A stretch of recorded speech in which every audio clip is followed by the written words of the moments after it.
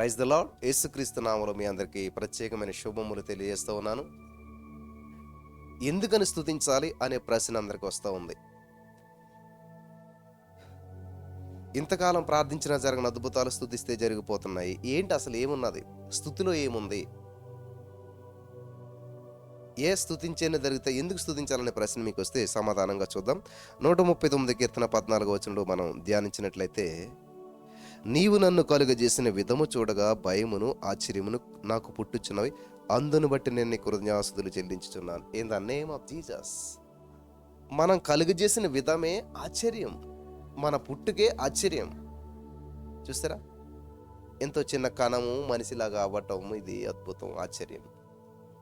కళ్ళు, ముక్కు, చెవులు, ఇవి అసలు ఏంటి? అసలేని ఇది కలుగజేసిన విధానం ఒకసారి ఆలోచన చేస్తే ఎలా వస్తుంది ఇది? దీన్ని మనిషి ఎక్కడ తయారు చేయలేకపోతున్నాడే, ఏ ల్యాబ్లో తయారు చేయలేకపోతున్నాడే, ఎవరి వల్ల అవ్వటం లేదే.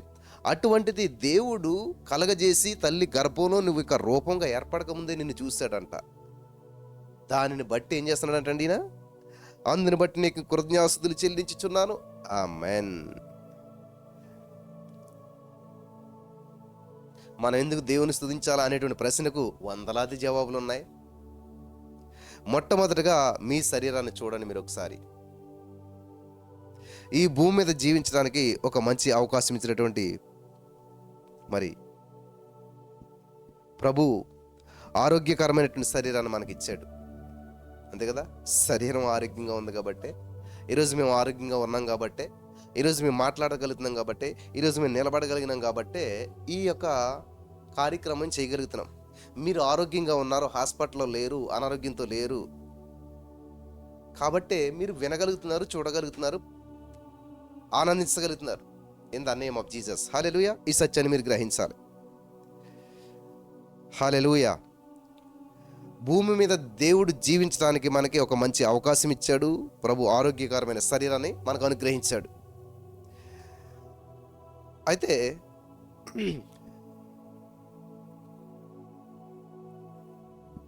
మనకి ఈ శరీరం రావాలంటే మళ్ళీ ఈ శరీరం కొరకు దేవుడు ఏం చేశాడు?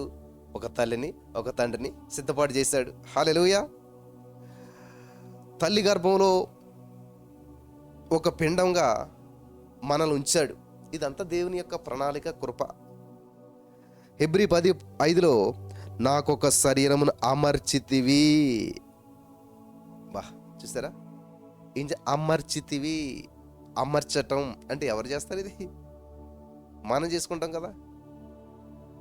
గోడ కట్టడం, దాన్ని అలాగ అమర్చి పెట్టుకోవడం, ఇదన్నీ మనుషులు వస్తువులతో చేసేట్టు. కానీ దేవుడు ఏం చేస్తాడు?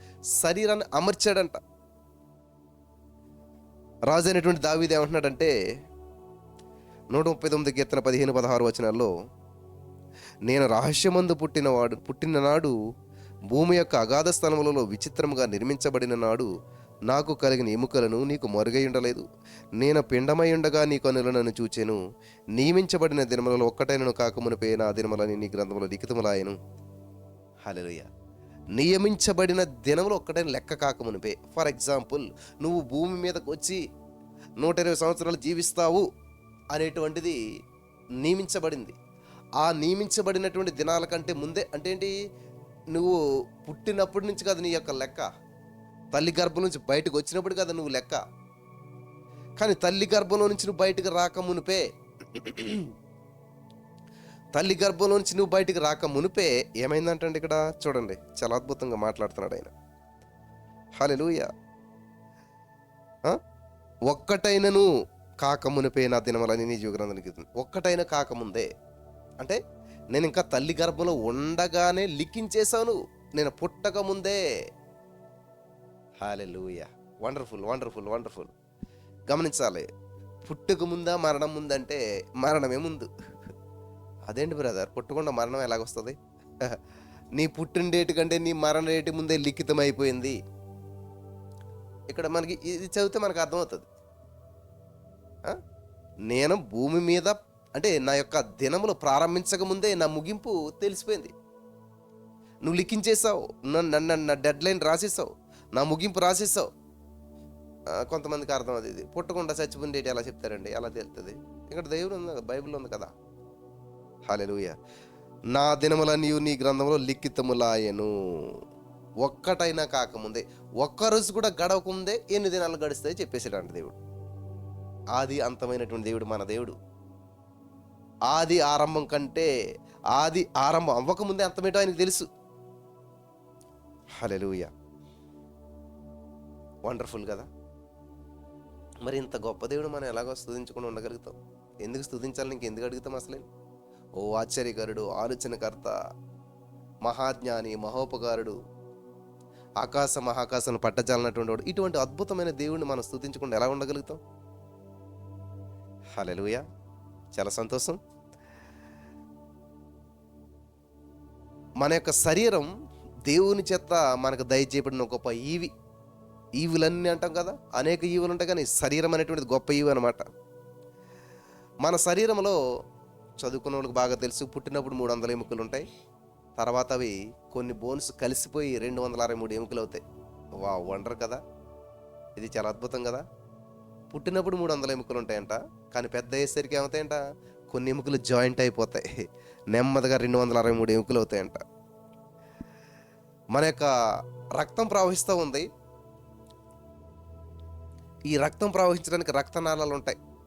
ఈ రక్తనాళాలు 970 మైళ్ళ పొడవు కలిగినటువంటి రక్తనాళాలు మన యొక్క శరీరంలో ఉంటాయంట.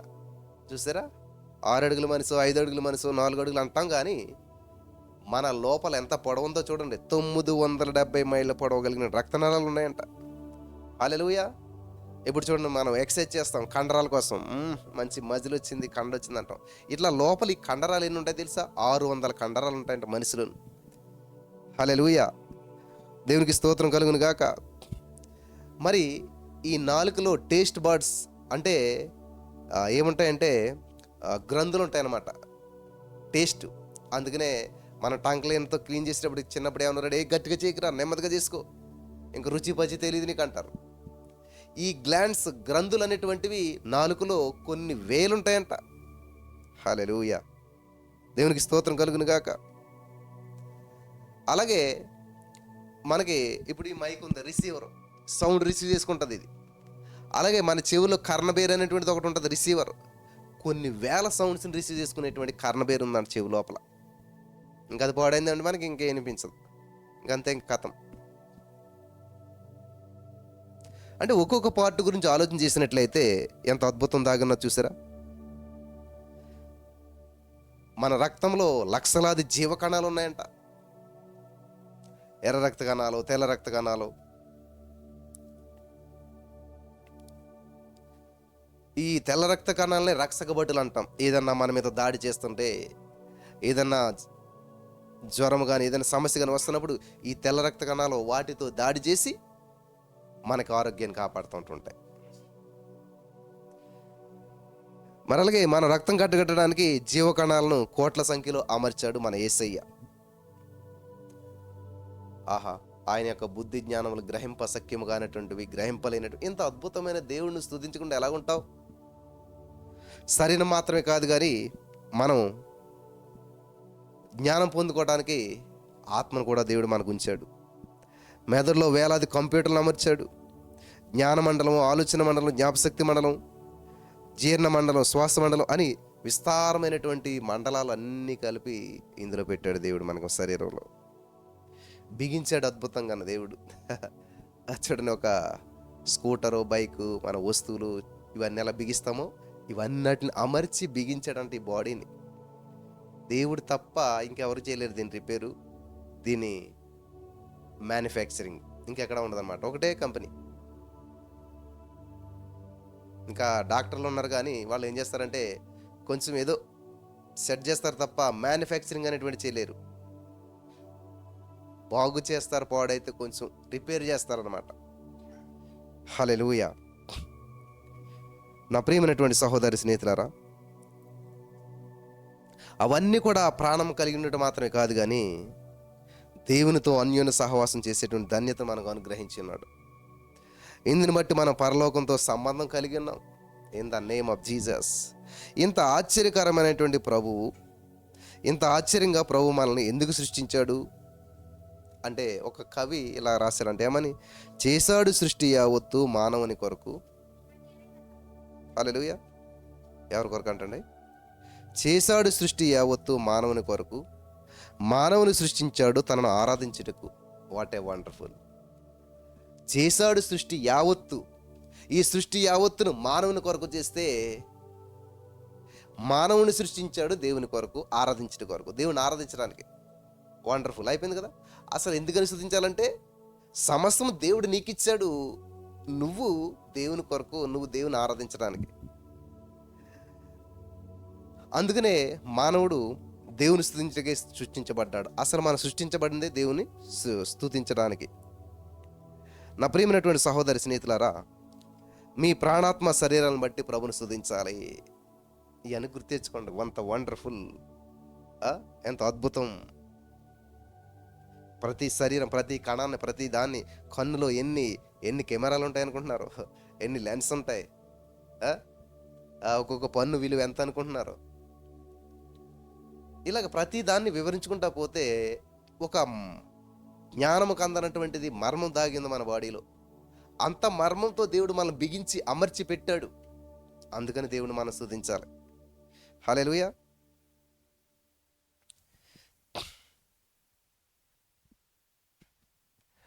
మన బాడీలో ఏ పార్ట్ పని చేయకపోయినా, ఒకవేళ మన 2 కళ్ళు పని చేయకపోతే సర్వేంద్రియానాం నయనాం ప్రధానం, ఇంకంతే, జీవితం గందరగోళం. 2 చెవులు పని చేయకపోతే ఎన్ని శ్రమలు, ఎన్ని కష్టాలు, ఎంత బాధ, ఎంత దుఃఖం.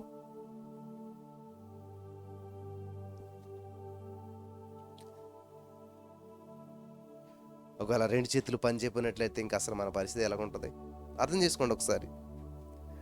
అటువంటి ఏమి జరగకుండా కనుపాప వలె కాచి కాపాడి సజీవుల దేశంలో ఉంచిన ప్రభును మనం కృతజ్ఞత గలవారమై స్తుతించాలి కదా.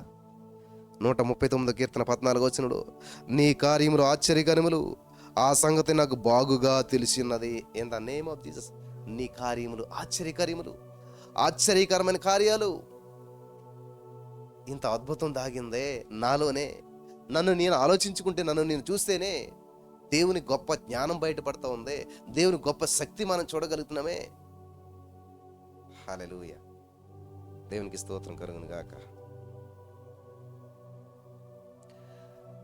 నన్ను నేను, నా కంటిని నేను, నా చెవులు నేను, నన్ను నేను పరిశీలన చేసుకుంటేనే ఇంత ఆశ్చర్యము కలుగుతూ ఉన్నదే, ఇంత మహాజ్ఞానం ఉన్నదే, ఆశ్చర్య కలుగుతుందే. కాబట్టి మనం ఎందుకని సృష్టించబడ్డామంటండి? దేవుని ఆరాధించడం కొరకే సృష్టించబడ్డాం. ఆమేన్, ఆమేన్, హల్లెలూయా. దేవుడు నీ కోసం, నా కోసం ప్రాణం పెట్టాడు తప్ప దేవదూతల కోసం కాదు, ఎవరి కోసం కాదు. దేవుడు నిన్ను నన్ను ప్రేమించి పరలోక రాజ్యాన్ని, దేవదూతలను అందరిని విడిచిపెట్టి వచ్చేసాడు. ఎందుకంటే నీవు ఆయన ఆరాధించే వ్యక్తిగా ఉండాలి, నీవు ఆయనతో ఉండాలి. అంతమంది దూతలున్నా సరిపోలేదంట ఆయనకి, నువ్వు నేను కావాల్సి వచ్చింది. హల్లెలూయా. కాబట్టి ఈరోజు నీ మాటలు వింటున్న ప్రియమైనటువంటి సహోదరి స్నేహితులారా, యేసయ్య నిన్ను ఎంతగానో ప్రేమిస్తూ ఉన్నాడు, యేసయ్య నిన్ను ఎంతగానో ఇష్టపడుతున్నాడు, యేసయ్య నీ పట్ల గొప్ప ప్రణాళికలను కలిగి ఉన్నాడు. Amen. In the name of Jesus. Mighty miracles in the name of Jesus. ఇంకెప్పుడన్నా అంటారా ఎందుకు స్తుతించాలని? ఇన్ని అద్భుతాలు చేసిన దేవుని ఎవరైనా స్తుతించకుండా ఉండగలుగుతారా? చిన్న పెన్ ఇస్తేనే థ్యాంక్ యూ సో మచ్ అండి అంటాం, గ్లాస్ వాటర్ ఇస్తారు, ఓ థ్యాంక్ యూ సో మచ్ అని అంటాం. మరి ఈ రోజున మన జీవితానికి సరిపడినటువంటి ఆక్సిజన్ ఫ్రీగా ఇస్తున్నాడు, ఆరోగ్యాన్ని ఫ్రీగా ఇస్తున్నాడు. ప్రతిదీ ఆయన కృప ద్వారా మన జీవితంలో జరుగుతుంది. మరి అటువంటి దేవుణ్ణి ప్రతిరోజు థ్యాంక్ యూ చెప్పకుండా, స్తుతించకుండా, పొగడకుండా ఎలా ఉండగలుగుతాం? ఇప్పుడు అర్థమైందా మనం ఎందుకు చేయబడ్డామంటే? అసలు దేవుని స్తుతించడానికే చేయబడ్డాం. మన పర్పస్ పక్కకి వెళ్ళిపోకుండా ఖచ్చితంగా ఇక్కడ ఉన్న వారందరూ ప్రభువుని స్తుతించి మహిమ పరుచుదురు గాక. ఆమేన్.